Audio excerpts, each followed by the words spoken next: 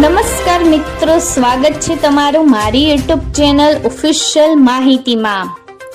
ગુજરાતમાં વરસાદનો નવો રાઉન્ડ શરૂ થવાનો છે, ત્યારે કયા વિસ્તારમાં સૌથી વધારે વરસાદ પડશે આના વિશેની સંપૂર્ણ માહિતી મેળવવા માટે આ વિડીયોને અંત સુધી જરૂર નિહાળજો અને હજુ સુધી મારી ચેનલને સબસ્ક્રાઇબ ના કરી હોય તો સબસ્ક્રાઇબ કરી લેજો।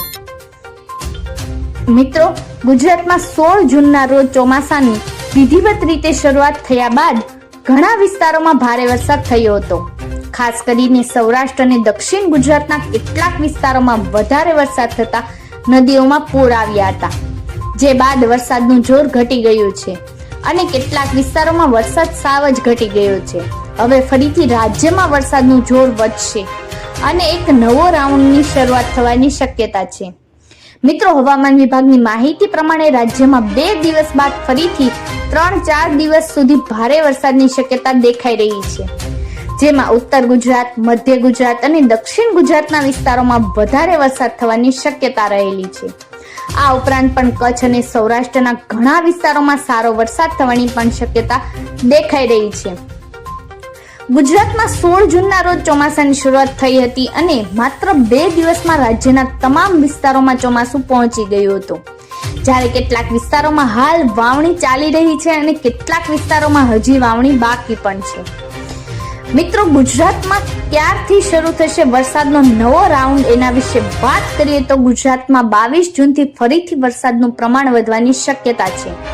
આ નવો રાઉન્ડ 3 થી 4 દિવસ સુધી ચાલે તેવી શક્યતા છે અને 26 જૂન સુધી કેટલાક વિસ્તારોમાં ભારે વરસાદ થવાની શક્યતા છે। આ રાઉન્ડમાં ઉત્તર ગુજરાત, મધ્ય ગુજરાત અને દક્ષિણ ગુજરાતના વિસ્તારોમાં વધારે વરસાદ થવાની શક્યતા છે, જ્યારે કચ્છ અને સૌરાષ્ટ્રના જિલ્લાઓમાં પણ આ દિવસોમાં વરસાદ વધશે અને કેટલાક વિસ્તારોમાં મધ્યમ કરતાં પણ વધારે વરસાદ થશે।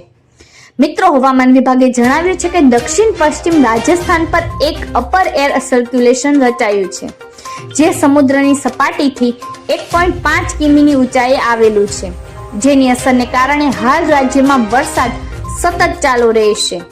આ સિવાય પણ ગુજરાતમાં આગામી 5 દિવસ સુધી સાર્વત્રિક વરસાદની શક્યતા રહેલી છે, એટલે કે રાજ્યના તમામ જિલ્લાઓમાં હળવાથી મધ્યમ અને કેટલાક વિસ્તારોમાં ભારે વરસાદ પણ થઈ શકે છે।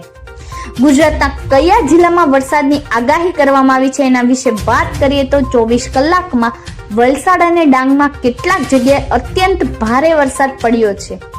આ ઉપરાંત નવસારી, વલસાડ, દમણ, દાદરા અને નગર હવેલીમાં અમુક સ્થળે ભારે વરસાદ નોંધાયો છે, જ્યારે અમદાવાદ, ગાંધીનગર, ખેડા, મહેસાણા, પંચમહાલ, નર્મદા, ભરૂચ, સુરત, વલસાડ, તાપી અને દમણ અને દાદરા નગર હવેલી સાથે જ સૌરાષ્ટ્રમાં ગીર સોમનાથ જિલ્લામાં 19 જૂનથી 7 સુધીમાં અમુક જગ્યાએ ભારે વરસાદ પડ્યો છે।